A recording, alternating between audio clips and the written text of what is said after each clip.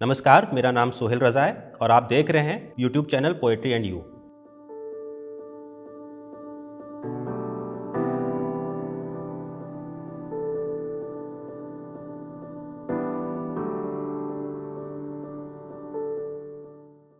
जो मैं रुका कलम लेके वहीं ठहरा रह गया, हर्फ दर हर्फ जाने कब मैं कलाकार हो गया। कलाकार वो शख्सियत है जो अपनी मेहनत और शिद्दत से कला को साकार कर देता है। नमस्कार, आप देख रहे हैं अभिव्यक्ति और आज हम आपकी मुलाकात कराएंगे मिस्टर सोहेल रज़ा से, जो कि असिस्टेंट सेक्शन ऑफिसर हैं कॉमर्स डिपार्टमेंट में, साथ ही एक बेहद ही बेहतरीन लेखक भी हैं। सर, अभिव्यक्ति पर आपका बहुत बहुत स्वागत है। बहुत बहुत शुक्रिया आपका और YouTube channel poetry and you का भी, मुझे इस मंच पे जगह देने के लिए। कैसे हैं? मैं बहुत बढ़िया। तो सर, आप अपने बारे में हमें कुछ बताइए। आपके जीवन की शुरुआत, अब तक का सफ़र कैसा रहा है? सफ़र की बात करें तो बेसिकली मैं कानपुर शहर से करीब 45 किलोमीटर दूर एक छोटे से कस्बे रूरा का रहने वाला हूँ। मैं एक मिडिल क्लास फैमिली से बिलोंग करता हूँ। फ़ादर मेरे आर्मी से रिटायर्ड हैं और मम्मी हाउसवाइफ हैं। एक छोटी बहन और एक छोटा भाई। मैं 2007 में हाई स्कूल किया मैंने और 2009 में मेरा 12th हुआ था। उसके बाद से फिर मैं सरकारी नौकरी की तैयारी में लग गया और प्रेजेंटली मैं मिनिस्ट्री ऑफ कॉमर्स इंडस्ट्री में असिस्टेंट सेक्शन ऑफिसर के तौर पे कार्यरत हूँ पिछले 5 सालों से। तो आप एक लेखक हैं, लिखने की शुरुआत कैसे हुई? लिखने की शुरुआत तो बचपन से ही हो जाती है, पढ़ने लिखना साथ ही चलता है। लेकिन अगर मैंने अभी हाल में एक किताब लिखी है अपनी, ताश के पत्ते, और उसकी शुरुआत की अगर बात करें तो मैंने इसे शुरू किया था 2018 की जनवरी में और करीब पहला ड्राफ्ट ख़त्म होने में इसको 1.25 से 1.5 साल लग गया था और अब उतना ही समय इसको छपने में भी लगा, तो 3 साल लग गए इस किताब को ख़त्म होते होते। काफ़ी वक्त लगा। हाँ, कह सकते हैं कि काफ़ी वक्त लगा। मुझे लगता है कि कोई कृति जब अपने मूल रूप से बाहर आती है और जब साकार होती है तो उसको समय लगता है। बिल्कुल। तो क्या लिखना अधिक पसंद करते हैं? आपको प्रोज में इंटरेस्ट है या आपको पोइट्री में इंटरेस्ट है? मेरे लिए लिखना दुनिया की एक सबसे खूबसूरत क्रियाओं में से एक है और लिखना एज सच अगर कहें कि क्या ज़्यादा पसंद है तो ये थोड़ी सी बेईमानी होगी। मतलब लिखते रहना चाहिए इंसान को, मैं ऐसा मानता हूँ। कई विधाएं होती हैं लिखने में, तो मैं जहाँ तक अपने आप को समझता हूँ कि मुझे कंफर्ट जो फील होता है वो डिटेलिंग्स में होता है, तो प्रोज़ और उपन्यास लिखना मेरे को कुछ ज़्यादा भाता है। पोएट्री भी लिखता हूँ मैं, लेकिन अगर मतलब कविताओं में क्या होता है कि बहुत कम शब्दों में ज़्यादा से ज़्यादा भावों को लाना होता है, तो उसमें अभी थोड़ा सा मैं अभी उतना सिद्धस्त नहीं मानता हूँ अपनी कलम को। हालांकि कह सकते हैं कि मंत्रालय में जो इंटर मिनिस्टेरियल जो भी प्रतियोगिताएं होती हैं उसमें मैंने पोइट्रीज़ में ही लगातार 2 बार पिछले 2 सालों से मैं उसमें फ़र्स्ट प्राइज़ जीत रहा हूँ। शुक्रिया। तो आपके हिसाब से कम शब्दों में अपनी बातों को कहना आपके लिए ज़रा मुश्किल सा है। हाँ, डिटेल्ड आउटलाइनिंग देना आपको ज़्यादा अच्छा लगता है। खैर, इसके बाद मैं आपसे ये जानना चाहूँगी सोहेल, उपन्यास और कविता की जब हम बात करते हैं और जब हम लिखने की बात कर रहे हैं तो जाहिर सी बात है कहीं ना कहीं से कभी ना कभी जीवन में आपको प्रेरणा मिली होगी, कोई ऐसी चीज़ हुई होगी, कोई ऐसा इंसिडेंट हुआ होगा जिससे आप प्रेरित हुए होंगे। तो आप लिखने की इंस्पिरेशन या आमतौर पर अपने जीवन में आप इंस्पिरेशन कहाँ से लेते हैं? आपको क्या मोटिव रहता है? लिखने के लिए इंस्पिरेशन तो मुझे कंटेम्प्रेरी इश्यूज़ ज़्यादा पसंद हैं और मुझे लगता है कि कंटेम्प्रेरी इश्यूज़ जो आज हैं वो इतिहास बनते हैं जाके कभी, तो अपनी कलम को भी इन सब चीज़ों पे मैं दौड़ाता हूँ। तो लिखने की प्रेरणा, जो मैंने किताब लिखी है ताश के पत्ते, वो जब मैं सरकारी नौकरी की तैयारी कर रहा था एसएससी सीजीएल की, तो उस नौकरी की तैयारी करते वक्त मैंने ये जाना कि हम सारे बेरोज़गार अभ्यर्थियों की भी एक कहानी होती है, तो क्यों ना उसे एक बड़े फलक पर एक ऐसा मंच दिया जाए ताकि दुनिया उसे जान सके, समझ सके, पढ़े तो दूर तक पहुँचे वो बातें, हमारा जो दुख है, दर्द है, तपस्या, त्याग जो हम मेहनत करते हैं एक कॉम्पिटिटिव एग्ज़ाम्स की तैयारी के दौरान। तो वहाँ से इंस्पिरेशन मिली मुझे लिखने के लिए। और एज एज एन ऑथर अगर मैं किसी से मतलब मुझे इंस्पिरेशन मिलती है पढ़कर, तो भारतीय लेखकों में मुझे सबसे ज़्यादा जो प्रभावित किया है वो मुझे कई नाम हैं, जैसे भीष्म साहनी जी, राही मासूम रज़ा, कमलेश्वर, धर्मवीर भारती, और मंटो की भी मैं अभी कुछ पढ़ रहा, मतलब किताबें पढ़ रहा हूँ। और मुझे खालिद हुसैनी बहुत पसंद है, उनका लिखा हुआ। मुझे पाउलो कोएल्हो पसंद हैं। तो मुझे इंस्पिरेशन पढ़ते पढ़ते ही मिलता है, तो इस तरह से। तो इतने सारे लेखकों का नाम लिया आपने, मुझे यकीन है कि आप पढ़ते बहुत होंगे। बेशक, लिखना और पढ़ना, जैसे मैंने बताया कि मुझे बहुत पसंद है, और मेरे लिए यही एक काम बचा है। तो कौन सी नॉवेल या कौन सा उपन्यास जो आपके दिल के बेहद करीब, वो आपकी किताब के अलावा? हाँ हाँ, बिल्कुल। मुझे अब चुनना बहुत मुश्किल होता है, जो चीज़ें बहुत पसंद होती हैं, तो उनमें से अगर मैं कहूँ तो मुझे अरविंद अडिगा जी का द व्हाइट टाइगर मुझे उपन्यास बहुत ज़्यादा पसंद आया। उसके बाद मुझे कमलेश्वर जी की ही किताब है, कितने पाकिस्तान, वो मुझे बेहद पसंद है। उसके बाद राही मासूम रज़ा का आधा गांव, टोपी शुक्ला। चलिए, बहुत अच्छी बात है। मुझे ऐसा लगता है कि जब हम ज़्यादा पढ़ते हैं तो हम ज़्यादा अच्छा लिखते हैं। बेशक, ये तो होता ही है। हुनर पढ़कर पढ़कर ही सीखते हैं। कोई भी चीज़ है का धीरे धीरे आती है, और पढ़ते रहें। लिखने लिखने का सच कि कुछ अच्छा लिखना है, तो उसके लिए मैं मानता हूँ कि ज़्यादा पढ़ना ही सबसे बढ़िया चीज़ है।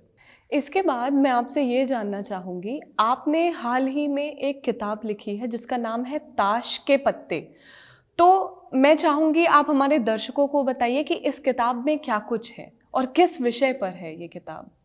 ये संघर्ष गाथा है हिंदुस्तान के तमाम अभ्यर्थियों की, जो एसएससी की तैयारी करते हैं और अपने सपनों को लेके एक ऊंची उड़ान भरना चाहते हैं, लेकिन किसी भी वजह से जो व्यवस्था की मार होती है उन पर, उस वजह से उनके पेपर टाइम पर नहीं हो पाते हैं, और पेपर लीक होते हैं, कैंसिल होते हैं, फिर कोर्ट केस होता है। तो उन सब चीज़ों को मैंने एक क्रोनोलॉजी में देकर इस किताब को मूर्त रूप दिया है। जी।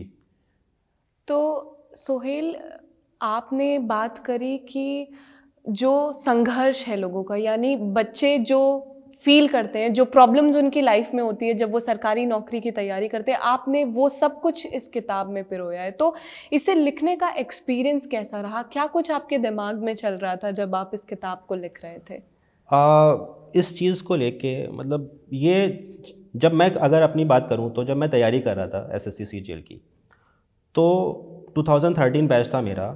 उस समय पेपर जब मैंने दिया तो पेपर लीक हुआ, और हम लोगों ने उसको प्रोटेस्ट किया जाके। तो वहाँ जो व्यथा थी उस दौरान, मैंने इससे पहले नेवी भी ज्वाइन नहीं किया था, और एयरफोर्स मैंने ड्रॉप आउट किया था।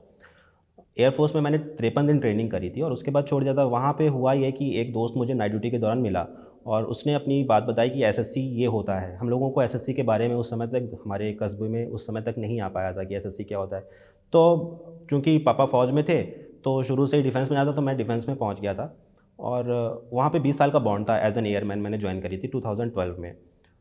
तो जब उससे मुझे मालूम पड़ा कि एसएससी में इतने अच्छे अच्छे डिपार्टमेंट्स होते हैं, CBI, income tax, excise, custom, और मिनिस्ट्रीज़ में सीवीसी, इंटेलिजेंस ब्यूरो, तो ये मुझे बहुत ही फैसिनेट किया इन चीज़ों ने, कि हम जहाँ से आते हैं बेसिकली, वहाँ पे अगर एक पॉइंट लेके और वहाँ की 5 किलोमीटर के रेडियस पे अगर हम एक सर्किल मारें, तो वहाँ पे करीब करीब 100, 200, 300 से भी ज़्यादा टीचर्स बैंक में, पैरामिलिट्रीज़ में, रेलवेज़ में होंगे। बट एसएससी सीजीएल के थ्रू बहुत ही चुनिंदा लोग थे, शायद मुश्किल से 4, 5, 10 लोग। तो मुझे लगता था कि कुछ यूनिक करना है, तो मैंने इसलिए एसएससी चुना था। लेकिन जब एसएससी चुन लिया, तो वहाँ एक अलग संघर्ष शुरू हो गया। मुझे नहीं पता था कि यहाँ पर इतना लेट लतीफ़ी होती है, एग्ज़ाम्स में इतना मतलब देरी होती है। तो मैंने ये जब तैयारी कर रहा था, उस दौरान मुझे फ़ील हुआ कि मेरे जैसे तो ऐसे लाखों अभ्यर्थी हैं जो जेन्युइन अभ्यर्थी हैं, तो उनको कितना स्ट्रगल फेस करना होता होगा। और मैं जब कभी किसी शादी ब्याह बारात में जाता था, तो कोई ना कोई मिल जाए, या समाज में ही, सोसाइटी में ही, आपके पास पड़ोस मोहल्ले में ही लोग आपसे पूछते हैं कि यार क्या कर रहा है तू, कुछ करता भी रहेगा, ऐसे ही घूमता रहेगा, माँ बाप के पैसों पे पल रहा है। ये सारी चीज़ें सुनने को जो ये ताने मिलते थे, इन सब चीज़ों से मुझे रियलाइज़ हुआ कि केवल ये मेरी कहानी नहीं है। ऐसे तमाम अभ्यर्थी हैं उनके साथ क्या बीता होगा।